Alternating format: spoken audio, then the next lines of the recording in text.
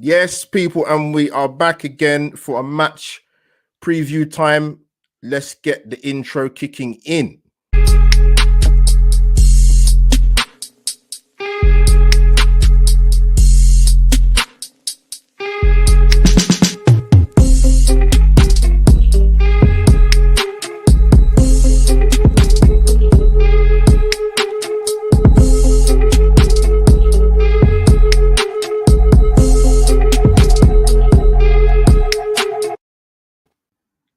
Yes, people, welcome back to Albert J TV. As Martin Tyler says, we are live. As you can see, this is not my twin brother on the screen, but he's a brother from another mother. I call this guy the Instagram king, man. Any Arsenal info is there, man. So I've been wanting to collab with Ross for quite a long time, man. So Ross, firstly, welcome aboard, mate. Thanks, mate. Thanks for having me.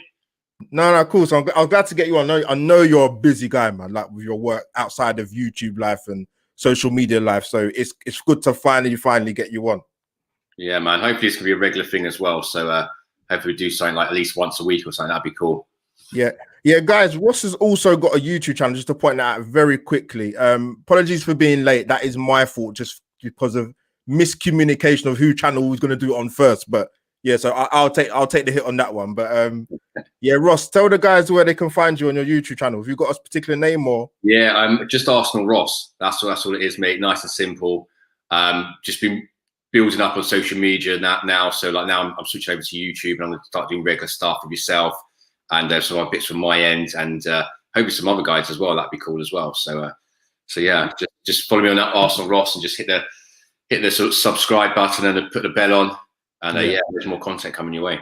Yeah, of course, man. No, it's good to finally get you on, man. So, guys, check out Ross on his social media. I didn't get time to put it on the link, but we'll retweet anyways. If you check my Twitter, it's all there. But yeah, Ross. The first thing I'm going to ask before we sort of get into the nitty gritty, everybody has their specific journey as why they support Arsenal and their favorite moments, if possible. So, I just want to sort of ask you, like, why Arsenal and your earliest memories and your best memories as an Arsenal fan in your time? Why Arsenal? So when I was a kid, I used to live in Muswell Hill, so not far from obviously the stadium. And my dad was an Arsenal supporter, and he brought me to the game, and that's it really. Your dad's always a big influence when you're a kid, especially with football. Your dad's like, no, you're supporting this team. He buys you a shirt, like I've done for my son now. He's 5. I've got him like a shirt every year. Yeah. That was it, really, mate. The first time you go down the stadium, that's it. You're hooked, mate. And that's been it, really. So that was my big influence of supporting Arsenal. My earliest memories. Yeah, no, good. Now, like I said, because everybody's journey is different. Like for people that are new to the channel, or to the people that subscribe to my channel already, like they know my sort of backstory. Never really had like a family in terms that were actually into football other than myself. Yeah, the first person that sort of got me into football really in terms of playing and watching he was a Tottenham fan. So when I played a lot of football when I was younger, like around the Bermondsey and Surrey Keys area, so all there was Ross was just Millwall.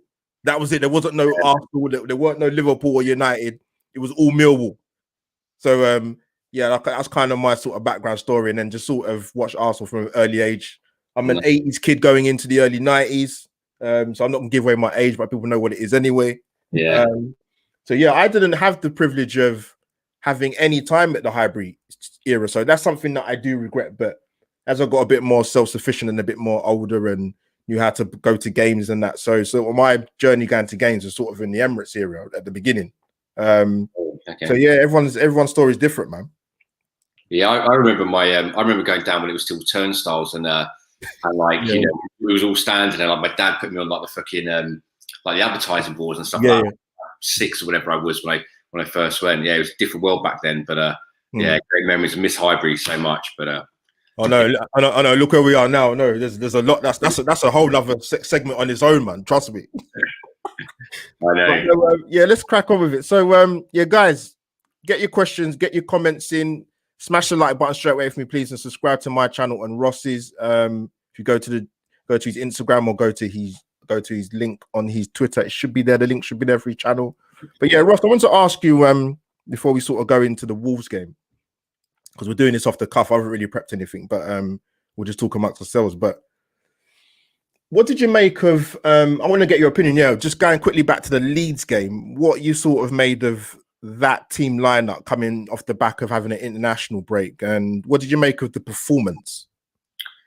I don't know, really. It wasn't obviously the best performance.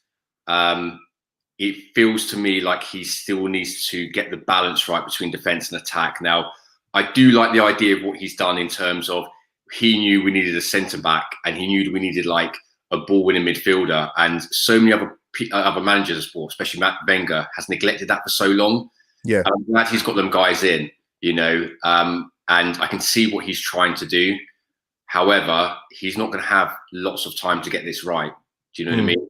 So he hasn't got a season or two to burn. It needs to progress quickly, because if we're still 10th, 11th, 12th come Christmas, it's going to be curtains for him. The prize for it's a different type of pressure, and it demands success. And if you don't get that, or if you're in 12th, it's not going to cut it. So he needs to find a solution to that.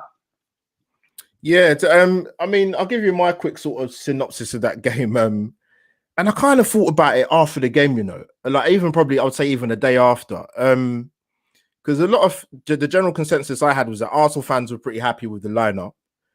But what I kind of sort of fast forwarding like after the game about 24, 48 hours, I thought to myself, if it wasn't for the fact of the two boys being out because of, well, Partey was obviously injury and El Neni was COVID, would he actually even made those changes?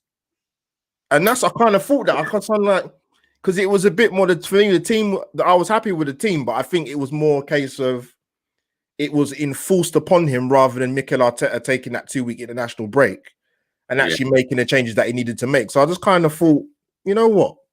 You've kind of got away with one there a bit there due to people having COVID and there have been injuries. But it's all a quick question, Ross, about generally speaking, not just so much the Leeds game, but Arsenal this season in regards to, in particular, the front three. Now, I've been very critical in the sense that, for me, I just think whatever combination it is, whoever's on the right of the three, on the left of the three, whoever's in the middle, it just does not work. What's your thoughts on the front three this season? Yeah, well, it's obviously a big issue that he needs to sort out. I was glad that he made the change in terms of putting Aubameyang in the middle. Lacazette isn't working, and it's not. His goals have dried up massively. And I also think that we're playing Aubameyang out wide on the left to accommodate a striker that isn't scoring. If Lacazette was scoring, it'd be different. Yeah. But he's not. And Aubameyang is our best goal scorer. So for me, he needs to play in the centre. Other than that, I don't like the inverted wingers. That bloody word. I don't like it. Pepe's on the right, he's left-footed. He cuts in every time. The defenders know exactly what he's going to do. They show him down the wing and he just cuts in because he's got left foot. I would much rather see Pepe on the left. And if Pepe's not playing on the left, then I want Saka on the left because he's a natural left winger. And Lacazette in the middle, no. Until he finds his shooting boots again, definitely not. And get rid of those inverted wingers. If anything else, it's too slow. The build-up play to get to the opposition's box, and by that point, you're letting them behind the ball. So. Yeah, you know what it is, Ross? With the front three, and I kind of sort of, because I play semi-professionally and I was a forward. So I like to think I'm not talking about in terms of how a striker might be off form or when they're in form. But I look at our front three, wherever it is, and particularly with Aubameyang, but all three of them, I just think the movement for strikers, for me, forget what level of club it is, it's just poor. You can criticize the midfield. I have no issue with doing that and the supply, but as a striker, like sometimes you if you're not getting the supply, work a bit harder, move a bit, interchange. There's zero. There's nothing. I just think, come on, man. Like Aubameyang, obviously, you got the goal, the first game of the season against Fulham. Rossi's been terrible. Yeah, and that's being polite.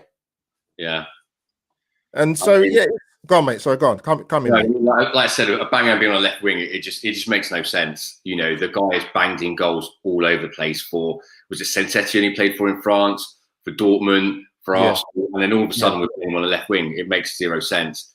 But the other thing I'd say is kind of what I said earlier, in the fact that, yeah, they're not getting a chance, they're not moving enough. But the problem is they're camped in their own box. You know, the other team are camped in their own box by the time we get it to the edge of the area. So how are we going to get these guys free and into a goal scoring position? You know, we don't have Lionel Messi to, you know, Yeah, we don't. Yeah, in that area like Barcelona did. We just get it to the edge of the box, and then there is no space. There's 11 men behind the ball. You know, so.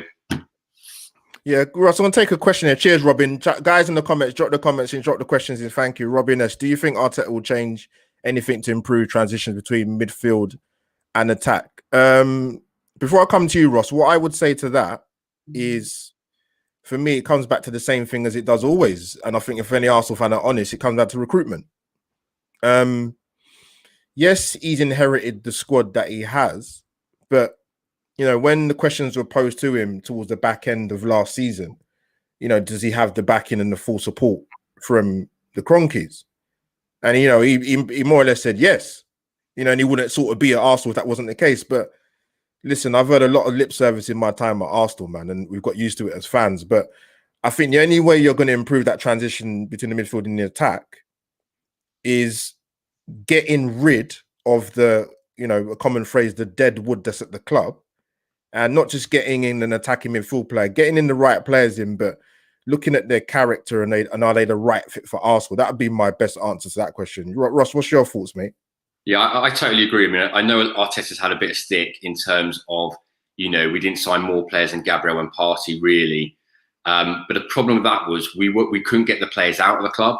You know, like Socrates, Mustafi, Ozil, all them guys. You know, they wanted to get rid of them, and they couldn't. They couldn't find a home for them or another club for them. Kolasinac, another one. I think Schalke sort of like ummed and ahed about trying to get in. It just didn't happen. They didn't have any money. They couldn't even loan some of them out. I think they loaned two out in the end, Guendouzi and Torreira, because they couldn't get them. I think if we'd have got rid of more players, then maybe we'd have got Aouar and stuff like that. But yeah, I mean, we'll wait to see the January. But then, like I said earlier, will he still be manager in January? He may not have that long. So that's the thing. Yeah, before I'm going to come on to our I want to ask you a quick question, Ross. I want to know what your thoughts were, because this was circulating on social media after the game against Leeds in terms of the Kieran Tierney and Xhaka at the end of the final whistle. I mean, if I'm going purely based on what I saw on social media, I saw some Arsenal fans sort of complaining about Kieran Tierney and immaturity, which I wasn't on board with that, because I saw what I saw. I saw if you got a guy that's got one of your players sent off. Yeah, listen, there's plenty of guys I play football with back in my day that would take care of that kind of business. You know what I mean by that? Yeah. But I wouldn't personally begin looking to be shaking hands with him personally. What did you make of it? Because there was kind of a thing of, you know, Xhaka was trying to not get Kieran Tierney sort of sent off because he was coming to confront the Leeds player in Alioski. What did you make of it? Did you think that showed a bit of a soft side of Arsenal where we've been accused of the players and their mentality and being winners and leaders? Well, I didn't really see what Xhaka did, really. I mean, I saw some still photos where he's hugging the guy, but from what I was told, just before that, he was actually having a go at him. So, you know, I don't think the picture tells the whole story. But Journey, I actually quite liked it. He actually showed some balls and some passion. You know, something that we've been missing from Arsenal in quite a long time. You know, I think he should be captain in my eyes, Tierney. You know, to actually go up to a guy and go, don't fucking get our player sent off. That's we need more. Not just, oh well, we lost again. You know what I mean? So yeah, fair play to Tierney. I'd make him captain if anything after that. Yeah, if anyone that see my content knows what I feel about Kieran Tierney, he's like my man crush. I love him. But and the thing is, people can criticize the SPL as much as they want, right? Because you can't know what league you're playing as a footballer. But he comes from a winning mentality, and a lot of the Arsenal players in this squad, not just the team, the squad, they haven't got any winning mentality. So when you saw Kieran Tierney under the whistle, you're right. You know, you hear different stories of what actually happened, but I actually thought when he got pulled away the first time and went back the second time, I actually thought he was going for Xhaka. So I thought, this is going to kick off. But yeah, I like that from Tierney. To me, he's a winner, and I don't confuse that. That to me, that's not immaturity or him doing the wrong thing. I just think, you know what, we need a few more guys showing a bit more bollocks, man. To be honest with you, Definitely 100. Yeah. Let me go through this comment from Robin. Cheers, Robin. Do you think maybe the players are being overly micromanaged by Arteta? Instructions for everything, and maybe it's circulating their creative freedom. What do you make of that them questions? Thanks, Robin, mate. What do you make of them questions, Ross? Yeah, I mean, he's quite animated on a touchline, isn't he? And I think you maybe you're right that there's a fine line between, you know, obviously giving instructions to your team, but micromanaging as well. You know, I think Emery had a bit of a stick for that, didn't he? I think he early off that time for telling him to chill out or something when he was shouting instructions at him. But I don't know. I mean, we'll see. We'll see if he's micromanaging them. But it did actually feel to me that he'd lost a couple of the players. You know, when we lost a couple of games ago, I can't remember against now, but I think the body language of Aubameyang and Lacazette when they came off, as you know, it was terrible. Yeah, it almost was like a little bit like when Emery lost the dressing room. It was quite kind of obvious. But yeah, we'll see. We'll see if he's micromanaging or not. Yeah, I think a big shout out to Andrew from Dial Square, because he said this from time. Like with Arteta, it sometimes it's like you're giving so many. Robin alludes to it about giving micromanaging and just giving the players instructions for everything. And I think to myself, what have you got to consistently tell the players on the touchline? Yeah, to be, I don't understand that. I mean, what are you doing? What's happening? I don't expect him to sit down there and, you know, do a Wenger and get his coat caught up in the zip, but like I can't understand what he's constantly telling the players time and time again, because Ross, they can't be listening, because we've seen some of the first half performances. They've been terrible. Yeah, I mean, even against Molde, they were pretty shocking in the first half. It was only the second half where they kind of finally released that handbrake and finally had some, you know, some creative or some attacking, you know, fluidity about them. Before then, it was just the same old shit, wasn't it? You know. Yeah. But yeah. No, I totally agree. You know, there's only so much they can tell them, and it should be done in opinion. They should know when they go on that pitch what their job is and what they need to do.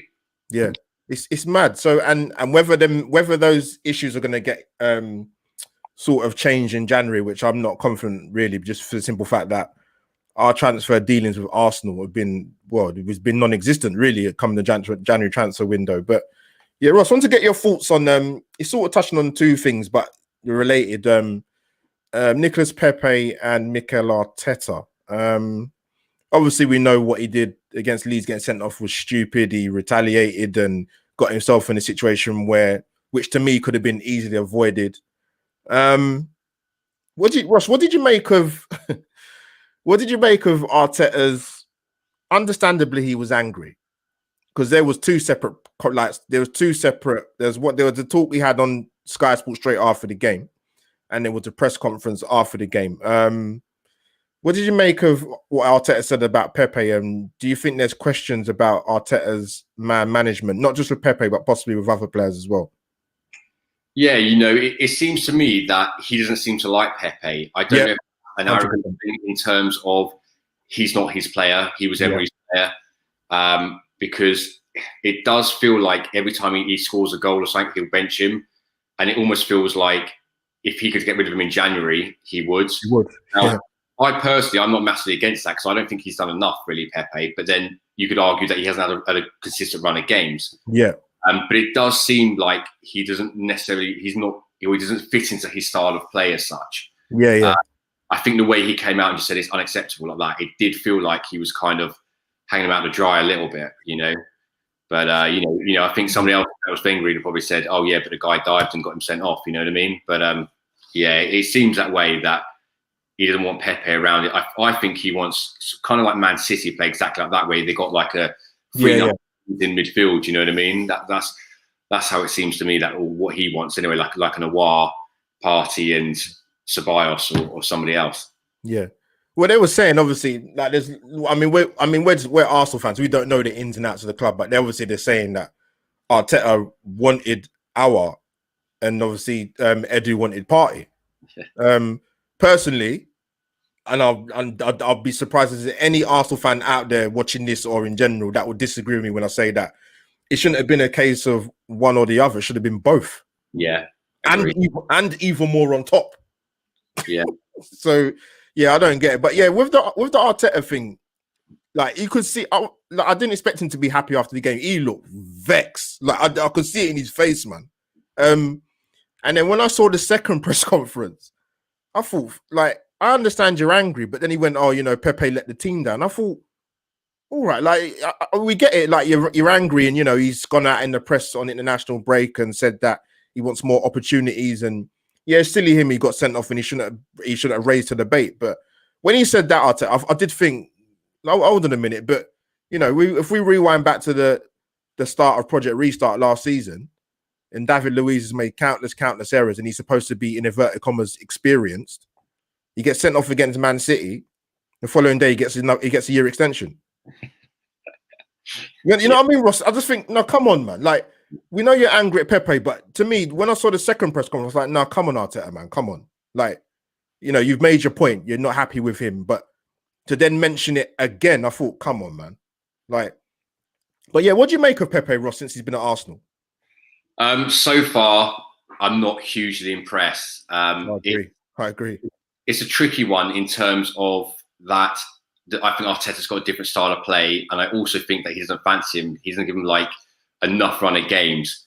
Again, I don't like the inverted winger thing, so I'd much rather he played on the left because he's left-footed, and then see how he gets on. Thank you. People saying no, it doesn't matter. I'm like, come on, like I don't know. Some footballers, not all of them, some are very one-footed. Off the top of my head, Ian Robin, for example. But yeah, with Pepe, you know what it is. I said towards the end of last season what I'll give him a mark out of 10 for what I've seen in the season. I gave him a 6 because I just thought I wanted to see a lot more. And what I found interesting, Ross, I don't know what you think. I could understand if it was the back end of last season and Pepe wasn't playing well, but he played well in the league game against Liverpool at the Emirates. He played well in the semi-final of the FA Cup. He played well in the final. We come into a new season. You bring in a 32-year-old on a 3-year contract from Chelsea and put him in ahead of Pepe. To me, that was baffling. Yeah, that didn't make any sense. So, I mean, Pepe's only had 2 Premier League starts, I believe, this season. That was Man City away, and then obviously last week against Leeds away. Like, how are you meant to get consistency in the Premier League if you're being overlooked? Yeah, no, it's not enough run of games, is it? I mean, in terms of the Williams, I actually do get it slightly because I don't think Reece Nelson is ready for the first team yet. Now, I thought what had happened was he'd have obviously likes playing a Aubameyang on the left, and he's there as well. Then on the right, he'd have Pepe, and then Williams would have a backup, and then try and get Nelson out on loan. But obviously, that hasn't happened. So whether nobody wanted Nelson, I don't know. But that's what I thought he was doing anyway. He was just making the squad stronger and then going to loan out some of the fringe young players, like the guys who come through the youth, like Nelson and Willock and stuff like that. Yeah, because I'll be honest, at the start of the season, in regards to Joe Willock, I said he should have gone on loan. With Willock, he infuriates me, Ross, because to me he does the opposite of what he's supposed to do. Like when he's supposed to shoot, you pass. When you're supposed to pass, you shoot. He gets into such, and it's annoying, Ross, because he gets into such good areas, and he's the only player we have at the club that goes beyond the front 3. Yeah. Other than that, it's like you said earlier in the live stream. Arsenal is one dimensional. It's predictable. It's slow. I mean, I remember speaking amongst a lot of Arsenal fans, Ross, and it'd be interesting to know what you think. Before the Leeds game, people were saying, "What will Arsenal get out of 9 points in the next 3 Premier League games?" And I said 4. And some people were horrified when I said that. I said, "But you have to take into account your own set of 2 eyes don't lie to you what you're seeing. The football's not enjoyable. I've not spoken to any Arsenal fan that's been happy in the last 3 or 4 years, maybe even longer, to be honest with you, because the football's boring. It's when we're not. If we look at the football we used to play under Wenger, not so much I would say the latter years of Wenger, because even the football then was terrible. But it's Ross. It's in terms of Arsenal, this is the worst football I've seen, or worst season so far. It's not really fair because the season's not finished yet. Since 94-95, and I'm old enough to remember that season. We finished 12th in the Premier League. Yeah, I mean, again, we'll wait to see who we can get out of the club in January if it gets that long and who we can get in again. But it's not been great. And I think if he was winning games, like scraping through like 1-0 or winning 2-1, people wouldn't be moaning so much because we'd have the points in the bag. But yeah, the fact that we're losing or drawing against teams or conceding 25 shots against Leeds who have just been promoted, that's not good enough. And if it carries on that way, it will be curtains before long. Before the Leeds result, what would you have said? What would you have thought would have been Arsenal's points return out of 9? Out of 9 against Leeds, who else? Leeds. It would have been Leeds. We got Wolves tomorrow, and then Tottenham next Sunday. Sorry. Wow. Oh no!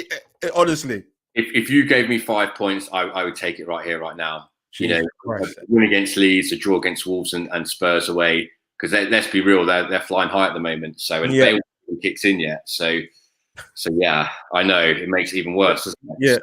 Yeah, that's the thing. Like I said originally, I said we beat Leeds, we draw at home to Wolves, which we'll come on to soon enough. Because since Leeds have been back in the Premier League for the last 2-3 years, we haven't beaten them at home.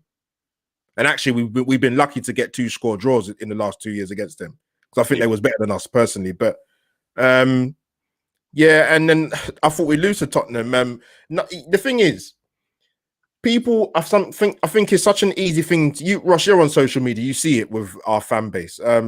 Even I got mates that don't support Arsenal who just say to me, Albert, your fan base is crazy. Like, it's just how it flips so easily. I said, I know. I said, but it's difficult for us as Arsenal fans because I would rename Arsenal and call them Jekyll and Hyde FC. Yeah. Because the result against United and the result against Villa sums up Arsenal. Yeah. Two completely different performances that no one saw coming. But yeah, Ross, let me go through some of the comments before we move on to sort of touch on the Europa League game and then come on to Wolves. Yeah, you guys are flying in the comments, man. Guys, smash the like button if you just joined us. Thank you, Robin in the chat, Arsenal Ollie, Ryan Williams. Let's get some comments in here. Look at what they're saying. What's the Gooner family saying, man? Robin S. I think Edu thought he could be too clever and manipulate Leon by whittling the price down before committing to the 50 million for Partey. Or I think he meant, is it how did he say? Or showed his naivety perhaps about the Leon chief. Yeah, I don't know how experienced Edu is. I know he works with the Brazil national side, but I don't know what his credentials are sort of long term. Team needs overhaul. What does that include? The kit lady and the tea lady as well, Ollie? Let me know, man. You might even know them. Academy prospects are far more hungry than the overpaid players we have at our club. You know what? I'm going to touch on that quickly, Ross, with that comment from Ollie. Cheers, Ollie. This is my issue with Arteta. Now, you can question the quality of the players you have at your squad, in particular the youngsters, and giving them opportunities, but he has options. Whether you think they're good enough or not is another issue. But you're not playing them. I mean, I use the example like I keep saying. People can talk about the quality of the opposition in the Farmers League on a Thursday night in the Europa League, but Willock plays well in 2 Europa League games, right? And then for our next 2 Premier League games, he doesn't even make the match day squad. Willian has 1 good performance first game of the season, has been poor week in, week out, but still gets picked. Where's Reece Nelson? He's not injured. Where's Emil Smith-Rowe? Why are these guys not getting the opportunity? Lacazette, for me, Rossi, if you got, we have to do a separate podcast about him because big shout out to Mr. Arsenal podcast, Ryan. He did a live watch along for the molded game, and I must have dropped a comment on the page. I said Lacazette, I'm done with him, Ross. I just, for a striker, he just misses too many clear-cut chances and opportunities. And big shout out to my fellow Gooner, Aaron Gallagher, man. He's not on the YouTube scene, but he's a friend of mine. He said, Ross, he said to me about 2 years ago, he said Lacazette's not the answer. He said he's not the answer. Whether you play him in a 2 of Aubameyang or you play him in a 3, he's not the answer. He just does not score enough chances. So Mikel Arteta needs to give himself a chance to actually give himself a chance at, being successful. But you got to give some of these kids a chance, because you keep putting your trust into these guys that have been at Arsenal for 5-6 years, i.e. the Bellerins, the Xhakas, the Mustafis. You're going to be constantly let down, man. You keep doing the same thing, you keep getting the same results, isn't it? It's a famous saying. Yeah. Let me get some more comments in, Ross. Yes, Ryan. What's happening, mate? Robin, did you guys catch the under-23 game versus Derby yesterday? I didn't, Ross, unfortunately. Robin, sorry. Muller was brilliant. Is that the Swedish guy we got? Is it the 18-year-old? Yeah. Yeah. 6'4", great hold-up play, gives a different dimension. Well, this is it. We're better off with Giroud, weren't we? Instead of Lacazette. Ross, you just came onto it. The thing is, the way we play now with the wing backs, even though we only sort of attack from one side of the pitch, Giroud would have been more ideal. And it's no coincidence. I don't think Lacazette's been in the French setup for about 3 years. It's no coincidence. I think, yeah. No even longer. accident. No accident at all. So let me come to another call. Oh, going a bit too far ahead. It don't help when Liverpool drew today, so we need Chelsea to win. But they'll probably turn even better when they play us. Probably. I'll come to some more comments in a minute. Thanks, guys. Keep on coming questions in. Smash the like button. And I know most of you guys subscribe to my channel. If you haven't, then hit the subscribe button straight away and follow my fellow esteemed Arsenal guest with me, Ross, as well. Ross, what did you make of we'll not spend too long on it, the game against Boulder on Thursday night? Your thoughts, please. Anything. Tell me anything, yeah. Yeah, I mean, it was literally a game of two halves, wasn't it? The first half was just like, oh, for God's sake, it's another one of these sort of games. And especially against Molesey, you're thinking, I mean, no disrespect to Molesey, all these teams are well organised, they're well drilled, they know how to defend, but you'd expect something a bit more. Then after half time, it was like they finally just went, look, go out and attack like you can. And it was thing. I mean, like Emil Smith-Rowe came on and Balogun come on, like, which I think a lot of people were happy to see. And I think he got his first goal within 38 seconds, was it? First touch, did it? Yeah. And Nketiah's had like how many games now? 30 games. Yeah. Done nothing, and that guy comes on in 38 seconds. And for me, I've said it before. Nketiah at the moment doesn't look good enough. He can score as many as he can in the England under 21s. Thank you. Yeah. He needs to either go on loan or start scoring. And if he doesn't start scoring, he needs to be sold if he's not going out on loan, because you don't have time to hang around for these players to come good, unfortunately. Yeah, let me get a quick comment in there from Ryan. It's crazy because under Emery was conceding 55 goals. Ryan makes a good point, Ross. I was going to say, because I will give Arteta credit. He's made us a little bit more structured and a bit more defensively sound. Because if you look at if I got this right, I might be wrong, guys. Drop in the comments below. In the last 2 Premier League seasons, Arsenal have conceded 94 plus goals. That is horrendous. Yeah, and you can't get top 4 if you're giving up that many goals. I think us, Chelsea, and Burnley conceded the most goals in the top 10 last season, and that speaks volumes. Yeah, Chelsea conceded more than us and still got top 4. And it's crazy. It is crazy. But yeah, Ross, with Eddie, well, what I don't understand, right? We sent him out on loan to Leeds last season. And apparently Arsenal weren't particularly too very happy because Leeds didn't really give him that much game time, because obviously Patrick Bamford was playing really, really well. But Arteta sees something in him. Yes, I'll give it. Eddie does press well. He does. But I see a lot of games, even last season and definitely this season, where to me, the game is just passing by. I'm looking and thinking to myself, we've seen enough of him to say that, you know what, let's give Balogun a bit more game time. Like, we've seen what Eddie can sort of really do. Like I said, I just think the front three, whoever it is, yes, Aubameyang gets goals. Yes, Lacazette's hold-up play is a bit better, even though it's been awful recently, and actually for quite a while, to be honest. His first touch is terrible. But it's just our front three is lazy, man.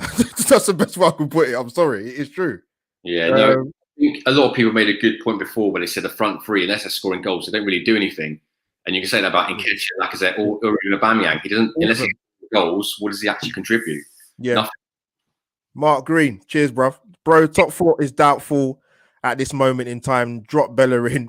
Ross, you know what? I want to get your thoughts on Bellerin. Well, you know my thoughts on him. Xhaka with waste of space. William, I'd Sterling January along with Laka. Awful striker. Start Ainsley Maitland-Niles, Emil Smith-Rowe, Willick Nelson. Mark, some very to the point comments, man. Ross, quickly, before the start of the season, yes or no, did you think Arsenal will get top 4? Probably not. Probably just miss out. Yeah, I said that as well. Yeah, I want to get your thoughts. Actually, we'll talk more about the Molde game if there's much to talk about, because we'll come to Bellerin in a minute. The first half was, oh my god, it was terrible in capital letters. It was. I actually almost at one point, I'm no word of a lie, I almost fell asleep. It was that poor. It was terrible. No, the patterns of actually, let me rephrase that. No patterns of play. Slow build up, like you said, Ross. It's just so slow. Like from not so much Runnison, but when Leno gets the ball when he plays in the Premier League, it's like take a touch, go to the centre backs. Other than David Luiz and Gabriel, who are comfortable, none of our backline are comfortable with the ball. I would say more so the centre backs. But yeah, he's like you said, Ross, coming back to the second half. The second half was a lot better, man. It was a bit better. Nelson was a bit more direct. He copped a lot of stick from Arsenal fans, what I saw on social media again when he came on with his little cameo against Leeds. But I think the main reason why that was, Ross, is when he had that chance to put in the corner or in the free kick and he didn't beat the first man. People were just ripping him. But the game. I mean, the league we're in, man. The Europa League. It's a shame that Saliba's not getting a. Yeah, absolutely. Actually, let's quickly touch on them 2 players, Ross. Sorry, I'm so keen to get your thoughts. Firstly about Saliba, and obviously, the recent comments, or we saw the recent newspaper reports that he's willing. The guy's willing to take a pay cut. He just wants to go back to France. He's had enough. What do you make of how he's been treated and how this situation has been handled since his time at Arsenal, Saliba? Yeah, I mean, I think we're all shocked at like what's happening. I can only assume, again, like Pepe, he's not Arteta's man, and he doesn't seem to like him for whatever reason. I find it really strange that he's not even part of the squad. I know we've got like a stupid amount of centre backs, and none of them are really much good. But it seems really, really strange. I can only see it in terms of maybe Arteta's thinking, well, if I can get rid of him, I can get my own guys in. Yeah, he's looking at players in the summer, and it looks like everyone was potentially up for sale in the summer, right? Everyone had their own price. It was just a matter of who we could get rid of, so he could then get his own guys in. But to not have him in the squad is crazy. I just don't understand that at all. It is. You know what, Ross, with me, with my content on my channel, I like to think I'm quite I'm quite reserved considering the football club we support, man, and which is hard. But what really annoyed me, I've got to be honest with Arteta, is when he came out and kind of said, because obviously Saliba wasn't in the Europa League squad, and he's sort of kind of saying, oh, you know what, maybe I should have, kind of put him in the first place. I'm thinking, but why didn't you not do it then? I don't understand. Yeah. Like, I understand he wasn't your signing, but this guy played, was in a partnership with the guys at Leicester, Fofana, who's getting game time at Leicester. Yeah. And this guy's Saliba, who you put in the Premier League squad, has not played a single minute. So you're trying to tell me you'd rather play Mustafi and Rob Holding ahead of, an up-and-coming centre-back? Are you out of your mind? Like, that's what annoyed me with that anyway. And like we saw in the reports to the latter stages of the week, that I think Saliba's probably thinking, you know what? I've gone from men's football to be playing under 23s football. Yeah. Why am I here? It's just madness. Let me get these guys. Love these guys coming. I said Laka needed to go. Ryan's very forthright with his views, man. Yeah, no, I agree. If we can get rid of Lacazette in January, if we can sell him, that'd be ideal, because he's only got a year left in his contract come the summer. Yeah. And then you're thinking, well, is he going to run down his contract again? Are we going to leave him, lose him for free? If we could get a buyer from it in January, I would take it. Ross, you know what winds the Arsenal fans up even more of Lacazette, right? Is the fact that if the rumors are led to be believed about Roma putting in the offer and we didn't we didn't bite their hand off, basically. Was they what, 30 million, 25 million, 30 million? Oh, they took the money and ran. Yeah. Absolutely. Yeah, big up Ross, my brother. Yeah, Ryan. I got Ross finally on, man. It's been a hard slog, man. Hi guys, great show. Yes, Rich. What's happening, bruv? That's it. Richard's in the chat. Andrew's in the chat. I need to get Andrew on, man. I don't Andrew on my channel yet. Let's see, go. Yes, here we go. Big up, bro. These guys are saying hello to each other in the chat, man. We scored 70 odd under Emery. Yeah, Rich is good. Rich is quick-witted with the stats. It's mad, Rich. Richard, I don't know how long you've been watching, mate, but I was saying to Ross, like, this is the worst I've seen Arsenal as my lifetime as a fan. I have to go back to 94-95 season, which was George Graham's last season, which was an awful season. Ryan in the chat again, Eddie needs a loan. This is why he looks so flat at the moment. That's the funny thing is, Ross, we sent this guy out on loan last season and he still didn't get game time. There you go. That says everything about it, doesn't it? If he couldn't get into the Leeds team when they were in the Championship, what makes you good enough for the Arsenal first team? Exactly. A Bamford was it? Yeah. Guys, I appreciate the comments, man. Seriously, this is great. Ross, gotta get you on more, man. Definitely, man. About Nketiah's poor game the other day. He was receiving a lot of balls in the air, which doesn't suit his style. Fair point. He likes to run in behind the defense, hit balls along the ground. Still, he was poor. Robin, you know what? I'm not even really. I watch him play, and it's nothing against you, Robin, in the comment. And Ross, been interested in what you think. I watch him play, and obviously for me, he's a box striker. So I'm not so sure. I've not ever seen him score any Arsenal goals with him running in behind. No, I think he's more of a fox in the box, more of a merchant. Yeah. That's absolutely. Yeah, absolutely. Yeah, Ross, before I go on to more comments, guys, smash the like button, subscribe to the channel. Thank you. Get the comments in. I appreciate the commentary and the comments and the questions are brilliant. Yeah, Ross, I want to get your thoughts about Hector Bellerin. Are you sure? Yes, I am very sure because listen, I could talk about this guy for time, man. Don't worry about it. But I mean, when I asked that question, let me give you a bit of context because I don't want to sort of give it to you just like that. Firstly, sort of his time at Arsenal and what you've made of him this season in particular. He's not good enough. Is basically the long and short of it. I mean, I think people are caught up in this.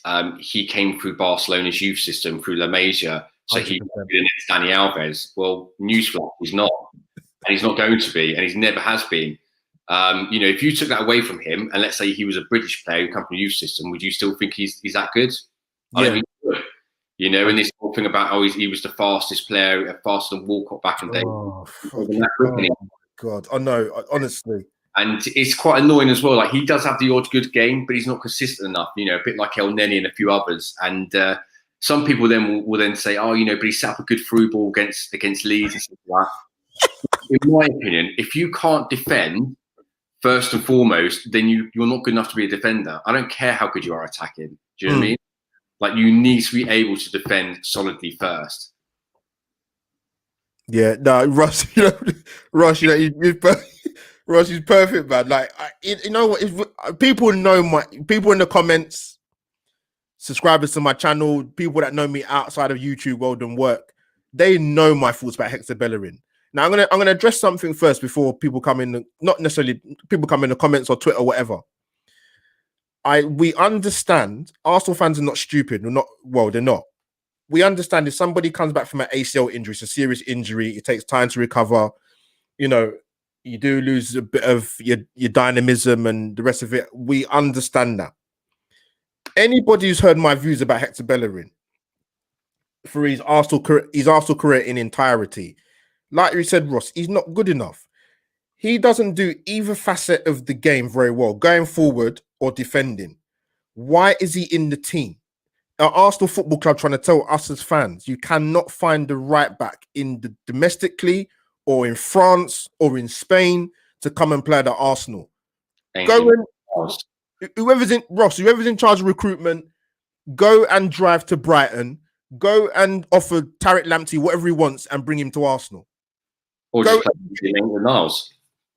Yes, yeah. I mean, what did we keep Ainsley for? We should have sold him. I think they was. I think it was only because he got an England call up that we kept him.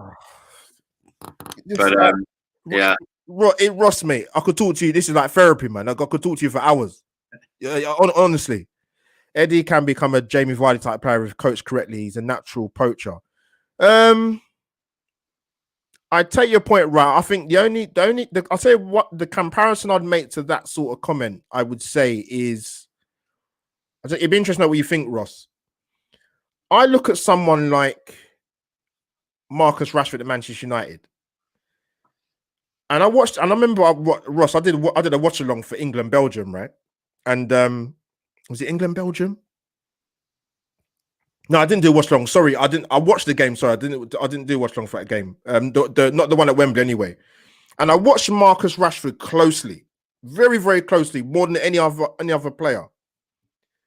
I think the problem with him, for me, he's a moments player. And for me as a striker, his movement is non-existent. But then I'll take Ryan's point in terms of coaching. At United, he's had Louis Van Gaal. I think Moyes was the one that brought him into the team. I'm not sure. You've had Mourinho and now Ole. The guy's had 4 different managers and he's 22. So I think that's going to, yes, he comes at a brilliant moment, but I think for me, that affects his development. So Ryan, I do take your point with that. So you're going a little bit off subject talking about another club, but I like my football in general, man. I can't help it. Balogun, Eddie. I want to see more of Balogun. Absolutely. Yeah. Need to bring him in. Let's see what we can do. Yeah. Before I come to more comments, guys. Yeah, Ross. So big game tomorrow. Even before the Wolves game, mate, to be fair. And I think it sort of touches on when I was asking you earlier about Pepe and Arteta. I think you can see, being a head coach, manager, whatever, it's a ruthless job, man. Like, it's a results business. Arteta's feeling the pressure. Yeah. So we've got Wolves tomorrow at home.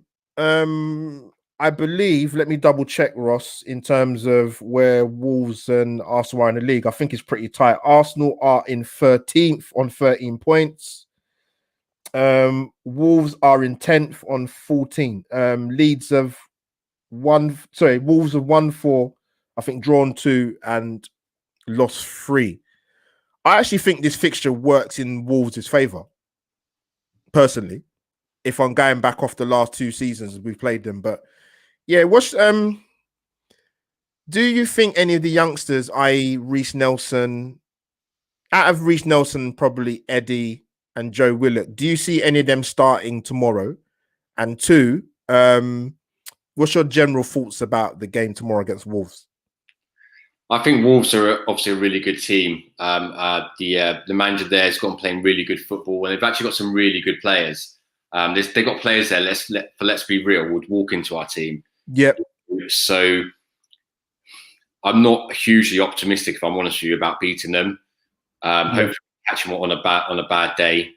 In terms of Eddie, Nelson, and Willock starting, again, I would play Aubameyang down the centre. I want to see him have a run of games there. And I wouldn't play Nketiah on the wing, which is kind of where he played against Mulder, wasn't it? Yeah, it's crazy. Yeah, yeah. But who knows? I mean, Willock's had a good couple of games in the Europa League, but then he can have a bad game, like you said. And Nelson did play well against Mulder, but we'll see. We'll see. I think Pepe being banned means Nelson might get a game. Yeah, 100%. But yeah, we'll wait and see what happens. Yeah, I was going to ask you with, I mean, if I'm looking at the team that I think he might pick, and with Arteta, Ross, I'm sure most Arsenal fans in the chat and yourself will agree, Arteta's very difficult to read in terms of team selections because it is different nearly every week. There's always a he always throws in a spanner in the works of who's starting. You know, i.e. last season, FA Cup semi-final, he starts Ainsley Maitland-Niles left wing back. No one saw that coming. There's always a surprise in the team. What I would like to see tomorrow, Ross, mate, is I want to see a flat back four if possible. Don't get me wrong. Kieran Tierney can play the left of a three. He actually can defend and go forward. But to get the ultimate best out of him, you have to play him at left back, or at worst, you play him as a wing back. But we're at home to Wolves. Let's go for a flat back four. I want to get your thoughts on Danny Ceballos. What you make of his performances at Arsenal since he's been at the club, and what have you made of him this season? And was you keen on him even being re-signed in the first place? Because I wasn't. He's another one who kind of is on and off form all the time. So Danny Ceballos, when he first came last season, he was awful. I'm not going to lie, he was crap. But then when we restarted post, when the football started again, I thought he was brilliant. Actually, he was really good. Yeah. But then back this season to what he was last season, and the issue with that is people go, "Oh no, he's good," but he's not consistent enough. It's like people saying about El Neni. Oh, he played really well against Man United at Old Trafford, but then slips back into normal El Neni mode. It's like if they can't keep consistently playing well, then they're not good enough. You don't see Man City or Liverpool's players playing one good game and then two bad ones, do you?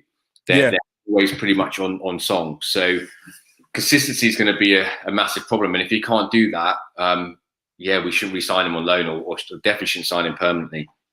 Yeah, Ross, I said that. I don't know if you've seen my comments about Ceballos before. You had that home game last season, second game of the season. He plays well against Burnley. And then people saying, sign him up. The Arsenal fan base on Twitter's going into meltdown and eating loads of paella and getting excited and making up Ceballos songs and getting carried away. Yes, he played well towards the back end of last season because the system allowed him and the likes of Xhaka to play well because they had more protection with having three centre backs in the team. But when we signed him, Ross, I'll be honest, mate, I was feeling a bit flat. I was like, oh, we signed him again. I was like, yeah, he's here. We'll try and support him. But to me, I wasn't exactly breaking out the party poppers when we signed him again, if I'm honest. I'm going to read out this comment from Andrew. Andrew from Dial Squared, my guy, man. We're the only club whose fans totally run down our own academy players. I would agree with you in regards to most definitely the Twitter brigade. Absolutely. Eddie is a natural goal scorer. What I would say to that is when he puts on an English shirt for under 21s, he turns into prime Romario from the early 90s for Brazil. But when I see him in an Arsenal shirt, I don't see that. And the thing is, he has had quite a fair few opportunities, to be honest with you. Nelson is very exciting. Nelson, you know what it is with Nelson, Ross? I just like him to be more aggressive, like a Wolf Zaha. Andrew always giving a big shout out to Emil Smith Rowe all the time. And I want to see him play more, man. Emil's massive talent and exactly what we need. Yeah, Andrew, cheers for the comment, mate. Sentiment FC in the chat. Big up. If I was Saliba, I'd be pissed off at the situation, as you said. It is, to me, Ross, is crackers the way this has manifested into the reports we saw towards the end of the week. Like, the guy's had enough. He wants to go back to France. Yeah. I mean, we know he's had a bereavement and, maybe mentality, we might have to look at it. But then if that's the case, then that's fine. Send him back to France on loan. It's not a problem. But we couldn't even do that in time. We ran out of time to do it. It's crackers, mate. I don't understand. Yeah, so with the game tomorrow, sorry, let me come back to the game. Yeah, I want to see a flat back four, hopefully. Rich in the chat said earlier about Bellerin. I disagree in terms of I think there's times he played well this season. I don't think he has. But I do agree with you, Rich, in the sense that I would play Ainsley Maitland-Niles or even Cedric. I mean, I'm not a big fan of Cedric. We signed a guy on a 4-year contract for goodness knows why. But play Ainsley Maitland-Niles. Yeah, I don't disprove that. But You know, the problem is, Ross, I think is going to be the issue for Arsenal just this season. It's our midfield, mate. You can complain about personnel in particular, maybe a Bellerin at right back, for example, but I'm looking at the midfield and I look at other midfields in the league, mate, and they have dynamism, they have athleticism, they have goals, they have runners, they have athletic type build players. And I look through our midfield and you just lift there shaking your head. Like, you know, I don't know. I mean, you know, I look at Everton, you know, where people can criticize the quality of Decore, who I would have liked to Arsenal personally. Yeah. They've got Allen in there. Liverpool, you know, signed, you know, Thiago Alcantara, for crying out loud. Like, you know, that's levels, man. Like, but you know, we're told we haven't got any money. What can you say? But yeah, who would you like to see if we go for a front three tomorrow? Which I actually hope we don't, if I'm being honest. Who do you think it will be? Who do I think it will be? Yeah. Who do you think the front three? Who would you like it to be? Should I say? I'd like a Aubameyang down the middle. I think that's got to happen. If that means Lacazette sits on the bench, then so be it. Yep. I'd like to see Pepe's banned, isn't he? So yeah. I would go for Saka on the left if he's fit. I noticed there's a few things he might be injured, but I'd go for Saka on the left. And well, I wouldn't go for Willian because he hasn't really done anything to you know, see he's any good, especially with that trip to Dubai. So I'd probably go on the right and see what happens. To be honest, that's what the front three to go with. Yeah. If I'm going for a front three, obviously things missing tomorrow. Pepe, in it, bloody hell. Willian, no, sorry, not Willian. I'm sorry, guys. Apologies. That was definitely not Willian. No. What's his name again? Nelson, Aubameyang, and my go-to youngster, Saka, man, 100%. Andrew's got a comment there. I watched the whole under 23 match last night. It's still available to watch on the Derby County website. Saliba is not ready for the first team. Andrew, when you say that, because I know you watch a lot of the under 23 stuff. So have you seen Saliba play quite a few times? Then what I would say to that is, you never know if somebody's going to be ready if you don't play him. You know, if David Luiz is meant to be our so-called experienced defender, and you got a Rob Holding still there, then you play him in the free. You know, you need to bring this guy needs to be brought through to play. So I'll take your point, Andrew. I just want to know if he because I've only seen Saliba play. Obviously, he got 45 minutes against MK Dons in the warm-up game before the start of the Premier League season. I mean, he looked okay but I know it's only MK Dons, but what can you do, man? Let's go for some of the comments. I agree. I don't think he looked quite ready. Okay, Saliba. If Roma did put a bid in, who's to say that Lacquer and Fashionista did reject their offers? From Andrew, Eddie was in the lead team until he got injured. Funny because I saw a lot of games, Andrew, where he was on the bench. I know he played in like a few of the cup games, and I don't know. Yeah, I don't know. Eddie's a weird one. It's a weird one. This is a Richard's seen a lot of football rot. This is a poor as 81, 82. So that's like Terry Neal days, I think, man. Jesus. Boring football, not winning, mid-table mediocrity. Well, let's come back to the Wolves game. Yeah, I mean, Wolves have won, like I said, they've won 4 of their opening 9 games. I've seen Wolves play a couple of times this season. One of the games notably I saw when they played Newcastle at home. I don't know how they drew that game. Honestly, they should have beat Newcastle 2-3-0, personally, in my opinion. But it's going to be interesting. Like I said, our last 2 home games against Wolves, we've had 2 1-1 draws. The danger man for Wolves obviously is Raul Jimenez. I think is a top striker, man. Top striker. I wish he was a bit younger. I'd go and bloody get him. But you know what it is, Ross? Just asking you, because obviously with Traore, I don't know what's happening with him at Wolves, but I think they mentioned that maybe it's a contract issue, hence the reason why he's not been in the starting lineup for Wolves for quite a few weeks. I think that could do us a favor, him not starting tomorrow. So yeah, so what do you think, Ross? Do you think formation wise it'd be would you think again 5-3-2 or 3-4-3 as they say it is? I hope he plays a flat back four, like you said earlier. Yeah. I mean, we're the home team, and we should take the game to them. The only thing we've got to be worried about doing that is Wolves are the masters of sitting back, and then. Sorry, Ross, I saw that comment. I saw that from Down Square. Go on, mate. Sorry. That's right. We got to be careful that Wolves, will soak up all the pressure and then hits on a break. Last 20 minutes. It's a bit like what Leicester did to us at the Emirates. Yeah. And but you're totally right. We need to play a flat back four, and we need to take the game to Wolves. We're at the Emirates, and that's what we should do. So I'm hoping it'll be a 4-2-3-1 or 4-3-3 at least.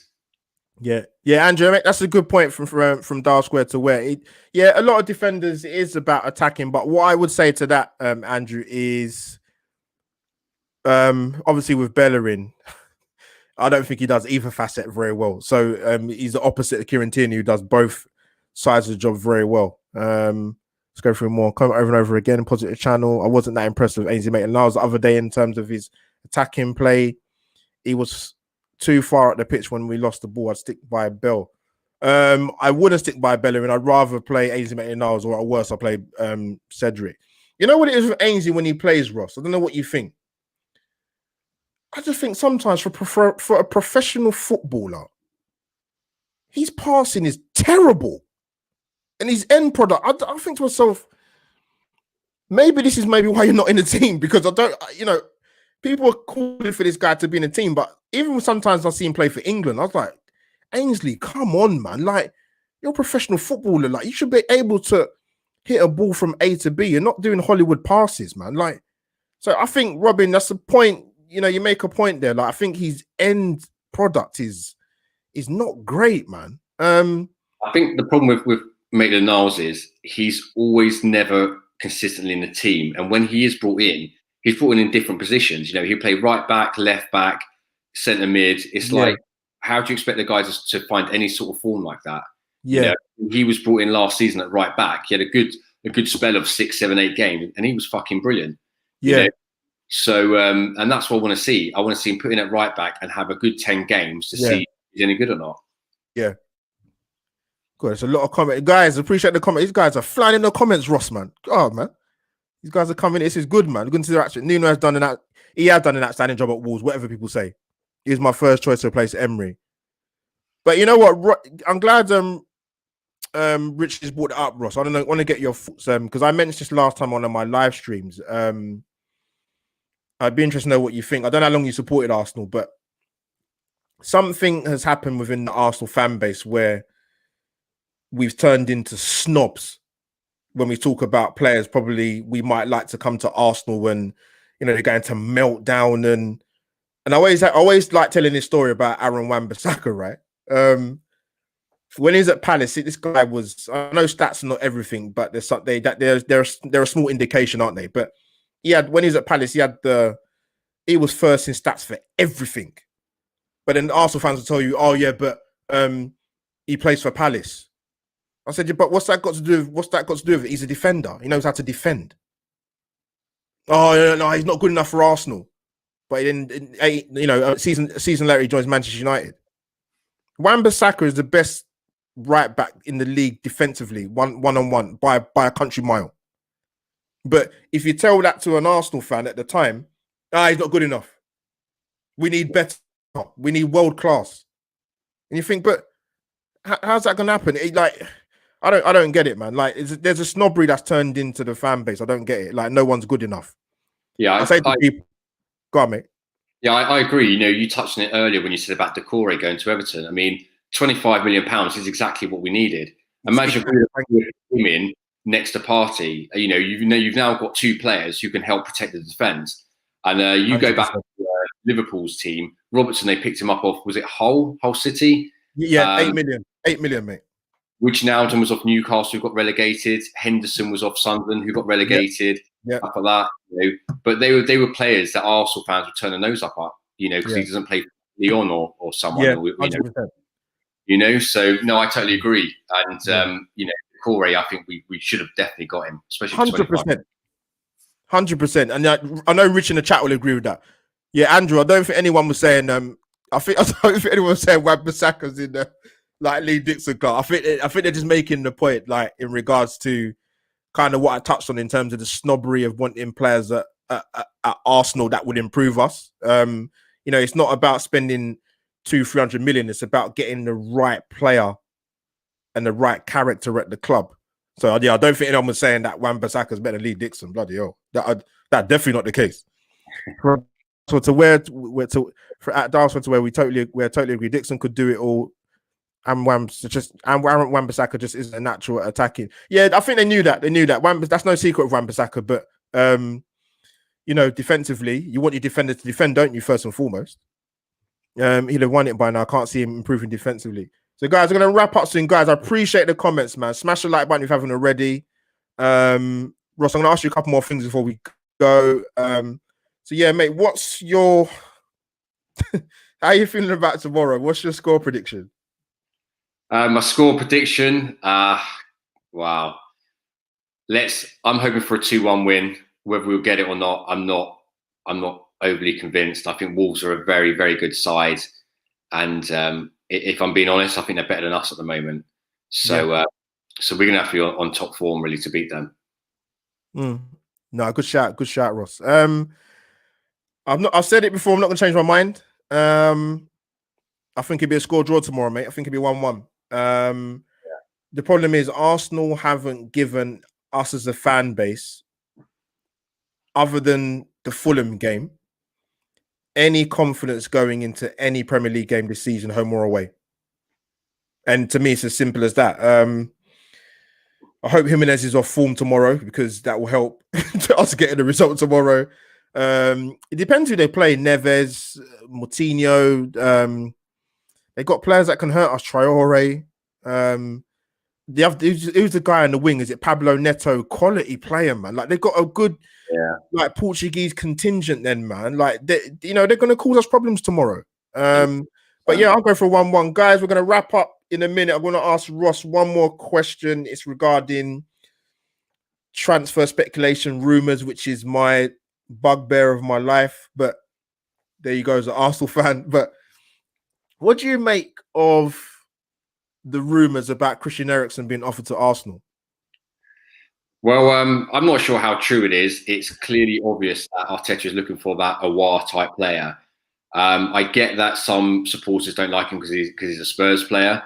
However, his stats for Spurs in his last 2 seasons were unbelievable. I think it was something like 10 goals and assists, give or take, in the last 2 seasons.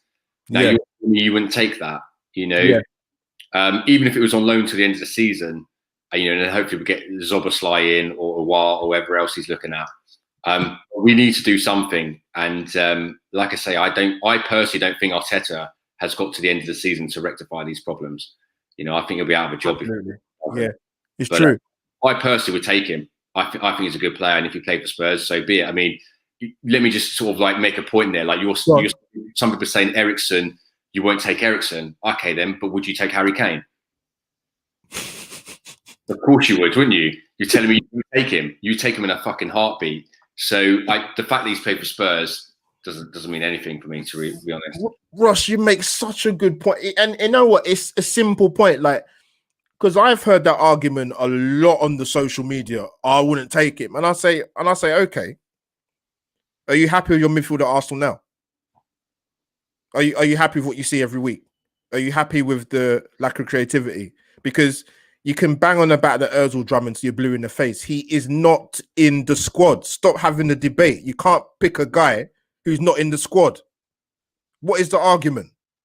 Eriksen's used to the Premier League as well, so and he's not 32, bud, and he's 28.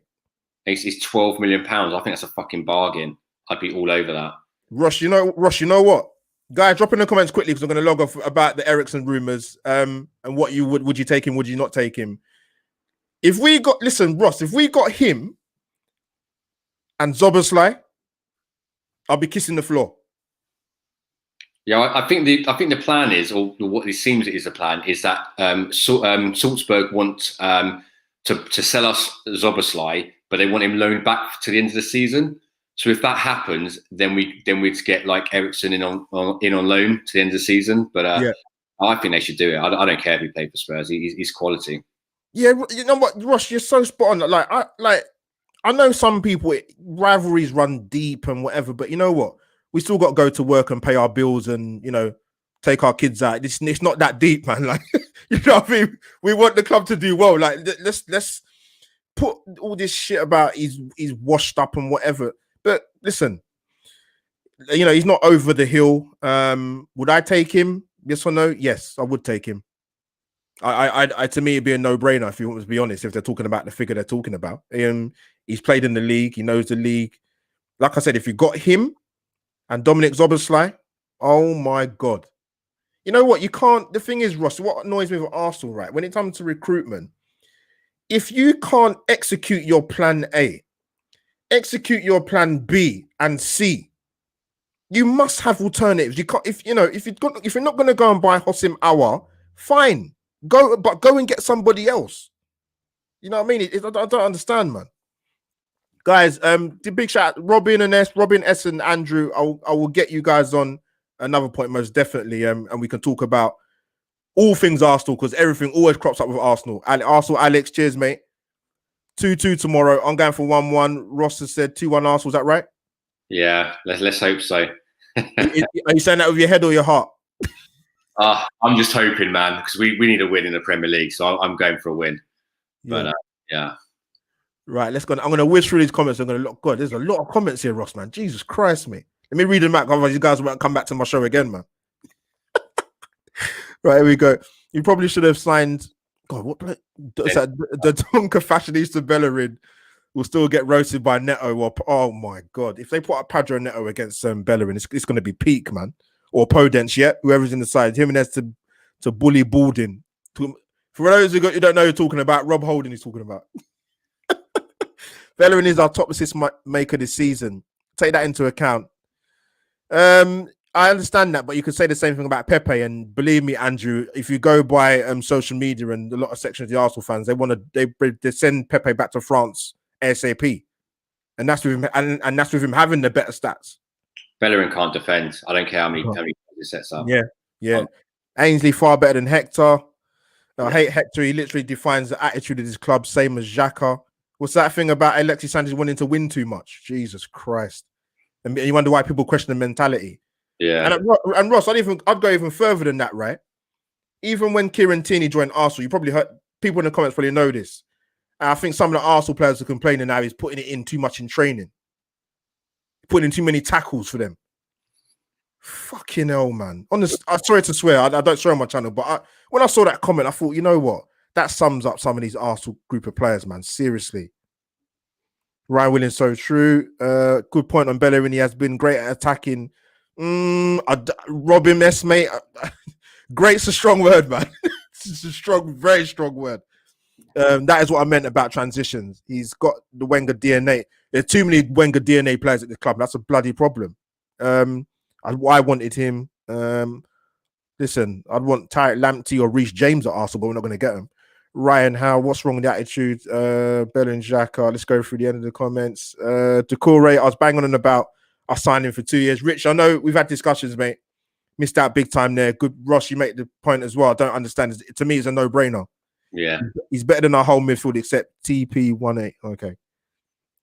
I have my own channel. I have my own Arsenal channel as well. Go on, Arsenal, Alex. 0-0 tomorrow. You know what? It wouldn't bloody surprise me. Bellerin is because Bellerin is that guy that tells people with a winning mentality to calm down. yeah, I've heard that one as well. Yeah, Neil Nelson's about right. I would love to win two. I think it'll be a draw tomorrow, even if it isn't a score draw. 2-2 is a high score match for Arsenal. Yeah, exactly. We don't create many chances. And Wolverhampton, but classic Arsenal Santa Claus FC give away 2 goals cheaply to a team who can't score like us. Guys, I'm going to log off now. Ross, I want to thank you for coming on. Oh my God, look at these chat. Look at these comments, man. Guys, amazing.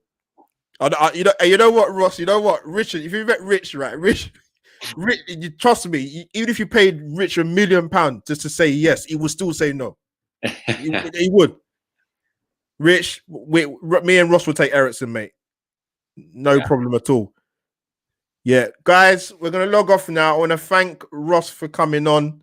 Been brilliant, mate. It's glad to finally get you on. I wanted to do a collab with you for a long time, man. But no, I finally got you on, so happy days, man. Thanks for coming on, mate. No worries, man. Where can the guys find you in your channel, man? My channel is Arsenal Ross. It's on YouTube, so make sure you subscribe to that, and also Instagram if you're not. It's Arsenal Ross. Just type it in, and I'll come straight up. So yeah. Yeah, guys, Ross, man. I renamed Ross before he came live on air. I said to him, Ross is the Instagram king, man. Trust me. This guy will circulate Arsenal. He won't put out no shit about, oh, this player's definitely coming to Arsenal. We don't do that, man. We don't work for the show my Ericsson comments. Right, here we go. Andrew, because it's you, mate, I'm gonna go through it, mate. Where is it? Set your thoughts higher than Ericsson, for fuck's sake. But Andrew, you know what it is? I say to people that say about Ericsson, then if you look at our midfield now, who's better than him? And you wouldn't compare Thomas Partey because they're two completely different players.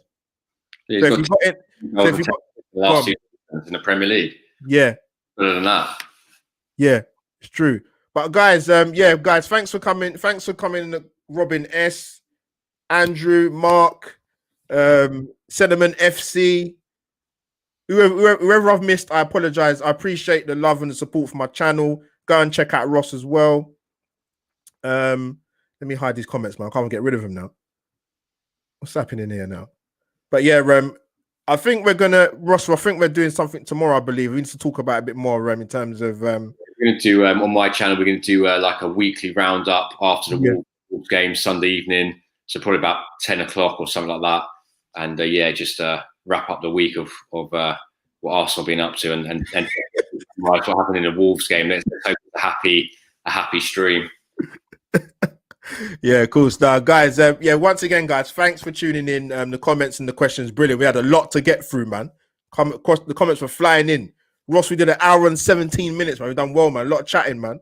So, guys, subscribe to my channel, Albert J TV. My Twitter handle is on the screen. Subscribe to Ross as well. We'll get Ross on again at some point, most definitely. I'm going to be on his channel tomorrow, talking about all things Arsenal, of course.